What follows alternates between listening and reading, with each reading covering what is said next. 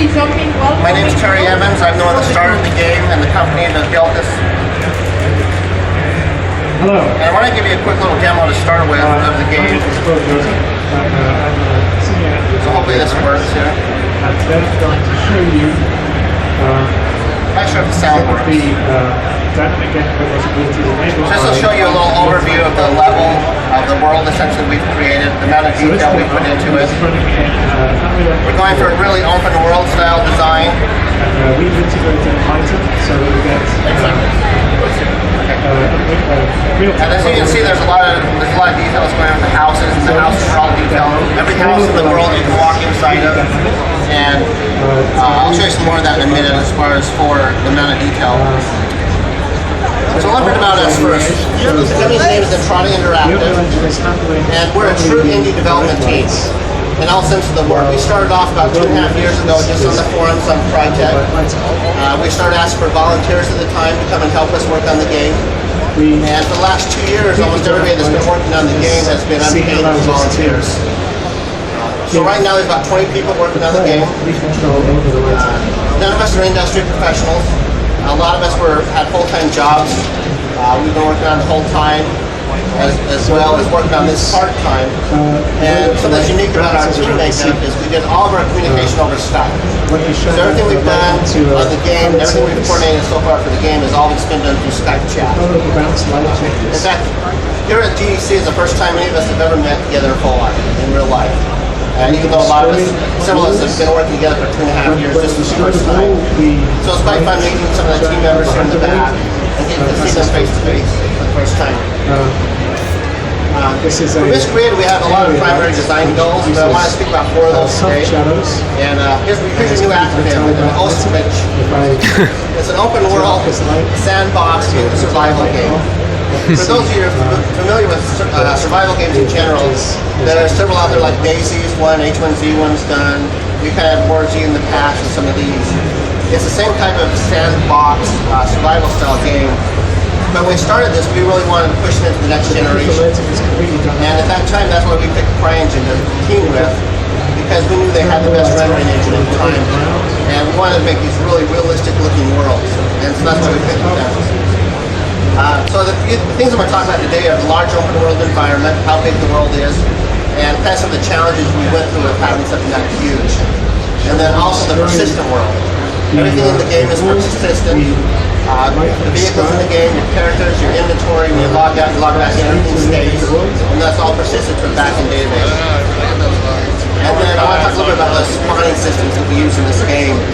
Because of how massive the world is, anywhere you go in the world, you want to be able to find items and vehicles and AI or mutants to interact with. And you can't spawn those all at once. You have to be really smart about how things are spawned in. And then also a little bit again about the dynamic weather system we implemented.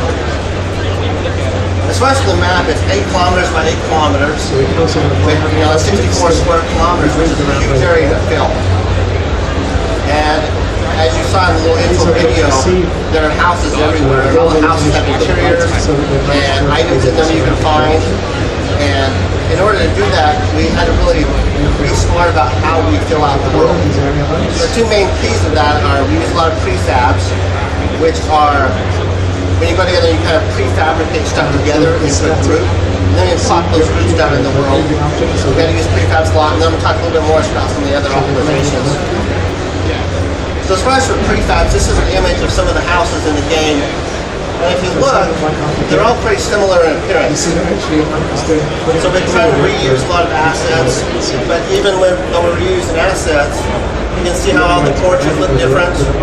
The outsides all look different as far as the exteriors and paints. And then in the background, there's a lot more variations as well of these houses. So we're trying to do everything we can to reuse assets, but still give the world a unique look in that process. And we're not only prefabbing the exteriors, as you can see, but all the interiors are prefabbed as well. And we can mix and match those in a lot of cases. So if we were to take this red house here, we'll generally have about 3 or 4 different interiors we can plop in the house as well. So even though the outside is red, you walk inside and you see different interiors. So prefabs are very important when you're doing a large open world game to make it easier to populate. And then some of the optimizations we have to really deal with is This game pushes a lot of texture memory. There's a lot of VRAM being consumed because of how big it is, how detailed the primes and levels are. And just to give you an indication, this is one of the windows in the game that we use a lot. And if you count here, this is the number of textures. So there's 6 textures that go into just making that window look the way it does in this game. And there's little scratches in here, there's a dirt mask, dirt blend layer, you can see there's a lot of neat details in there. And so when you're making a large world like this, a huge open world game, you want it to look really good, but you also have to be really smart about those textures, how you optimize those textures. And again, the VRAM. So these are some of the things we're doing to try to get down the VRAM requirements of this huge game. We use textures as much as possible, but still make the world look unique. And a lot of that comes down to those prefabs I mentioned. You intersperse those prefabs and you spread those out, so you're not seeing the same houses over and over. And then only use the textures we need. There's a lot of slots that you can fill up with textures and materials. And we're trying to just make sure we're using the ones we need and not anything extra. And again, with texture sizes, a lot of the textures vary in sizes based on their purpose. Some of them are 2K by 2K, a few are 4K by 4K, and then a lot of the little detail maps are repetitive. We'll get down to like 256 by 256. And just, you have to be really smart about what sizes you're using. And then also where you're using the textures out in the game. If you're using a texture in a spot that you don't really see that often, you can usually get away and cheat and use a lower texture. But if it's something that's right at face level, the players are interacting with non-stop, then we want to use something that's higher quality, so you can see those a lot more. And then also a little thing is removing unneeded texture channels.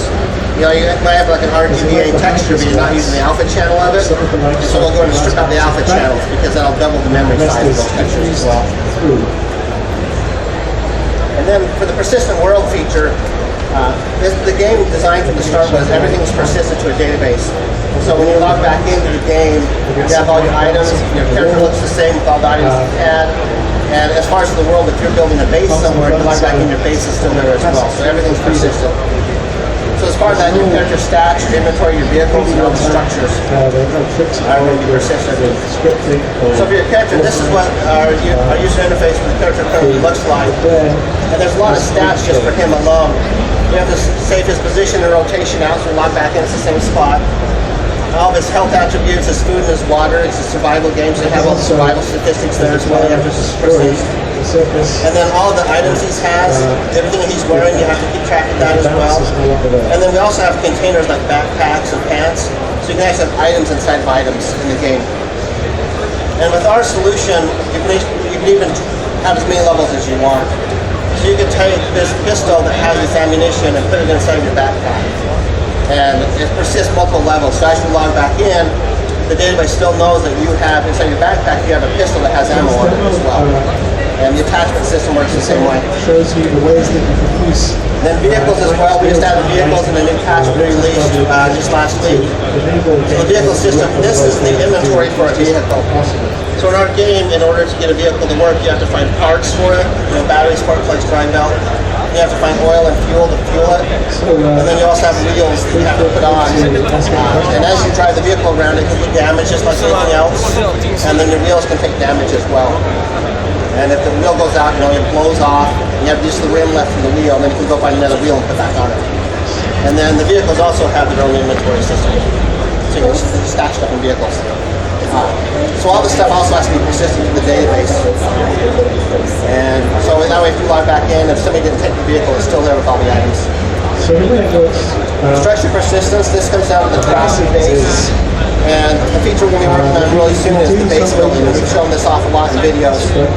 Again, this will be all player made, where the players set up every individual piece so you see the tents, the walls, all this stuff. The players go around and make this world.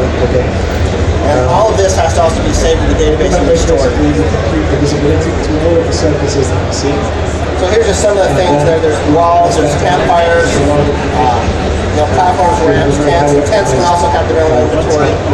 So you can go put a tent down in your base and put items in your tent. And then when you log back in, the tent will still be there with all your items unless somebody stole them, obviously. A lot of things have to help with it as well. So all this stuff has to be stored in the database. And as I mentioned, one of the challenges of the game that makes the game this massive is the spawning system. So just to give you an example, the goal of this game is we want to have about 25,000 items in the world that you can find in any spawn. 1,000 plus AI, and then the doors will be about 1,000 plus. And the windows we're not sure if we'll be able to do or not in this style of system, so we will look at the windows soon, and then dozens of vehicles for the players to find. And obviously you can't spawn all this stuff in first, or else you're going to synchronize all this information to a client when he first logs in. You'd have a several minute loading time, or 15-minute loading time, or a massive amount of loading time. So we're trying to be really smart about the way we're doing that. We're going to go into a little bit more detail. So here's kind of the solution that we came up with is we take the entire world and we separate it up into a grid-based system. And as a player moves around, we spawn in items based on where each player is at. So if the player is here and he comes into this square, we make sure all the items in this area are spawned in. So as the player moves around, we're spawning stuff in front of them and despawning stuff behind them constantly. And these little grids allow us to spawn stuff in just little areas, so there isn't a lot we're doing at a time. And it makes it really nice and makes it really fast. And the way it's currently implemented, you'll never even know this is happening. You will run around between house to house to house to house, and each time you go in the house, all the items are already there waiting for you, and you don't know that they weren't there 30 seconds ago. It's just because of how well the system is currently working for us. This shows you an example of one of the interiors of the house, and all these little cones here, there's all these cones, and there's a white one here, there's a red one in the street. These are what we use for the possible spawn locations. So as the player gets close to the house, the spawning system will go in and look at the number of cones in that house and spawn a percentage of those and kind of randomize it. And the colors represent different types of spawns. The blue is generally like for food and water, will appear there, and the yellow is usually clothing. The red one out in the street is actually for a vehicle spawn in this case. And so it's all varied a lot. And so that way when we're in the house, it kind of looks like, we can't do everything that's pure procedurally generated, but it makes it look randomized a little bit because not every spawn will have something every time you log in or as you're running here. And then, for example, this spawn here is a clothing spawn. And the way our system works is it'll randomly pick a piece of clothing that goes there. And it might be a shirt one time you go in there, it might be a hat the next time, and every time you go in there, it'll vary on what will be found. Show you how it works. And because of the way this works, it gives us a very precise ability to spawn items into the game. As you can see, we can spawn stuff down in cupboards, and on top of things. You saw those cones in the last image. And the items spawn in, they're always exactly that spot right there, that little point of the cone. And so in our game, we have a lot of stuff that will appear inside drawers and cabinets. And so it allows us to hide stuff a lot there. That was one of the purposes of the game, one of the original design decisions, is in some of the other games on the market, you run into a room and all the stuff just kind of piled on the floor in little piles. We wanted to have it so when you run in, you actually have to spend a little bit of time looking around and trying to figure out where the items are at. The last thing to talk about was our dynamic weather system. We wanted to have something that was truly random, and so nobody knows what the weather is going to be like in the next few minutes. And the way that it's set up and running is the server actually chooses the weather patterns at random. And it's all scriptable in Lua code. And I'll show you some of the detail, but the advantage of this is then we can go in Lua and we change all the weather patterns without having to recompile code at all.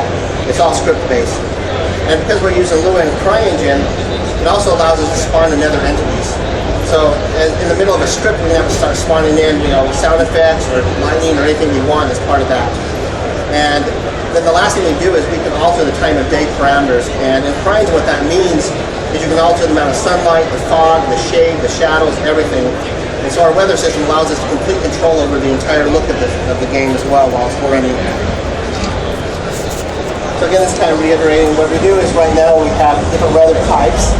So it can spawn in like fog or rain weather patterns. And then we also have light, medium, and heavy weather patterns. So each of those varies, it just isn't one. And the duration of each one also varies. So it might start raining, and this time the rain lasts 10 minutes, the next time the rain comes in lasts 30 minutes. You never know. It's all random. This can be a little bit hard to see the differences, but this is the difference between our rain. This is a clear day, and this is just when it starts raining, and this is when it's in the heavy rain pattern. It doesn't show up real well, but you can actually see the rain here. You see the puddles generated on the ground, and it actually does darken up more in the trees than before. So So your actual view distance is also quite limited in the heavy weather patterns. And these are some of the fog ones as well. Again, you kind of have to really look at the back trees to see if the fog's really starting to move in a lot closer to the player. And these affect gameplay a lot because now you can't see as far as you used to be able to see and see players in the environment. A little bit on the way we do the scripting. I don't want to get too much detail on this, but Lua comes in, just randomly picks a number, and then you can see the different weather patterns. There's light, rain, medium, heavy, and the fog. And so, this is an example of how we do it in Lua. It just randomly picks one of those and starts running the weather pattern. And this is an example of it controlling the rain. So if it's raining outside, we have a function where we can tell it all the different values to adjust on the rain. The amount of the rain, how much it darkens, reflections, the amount of puddles,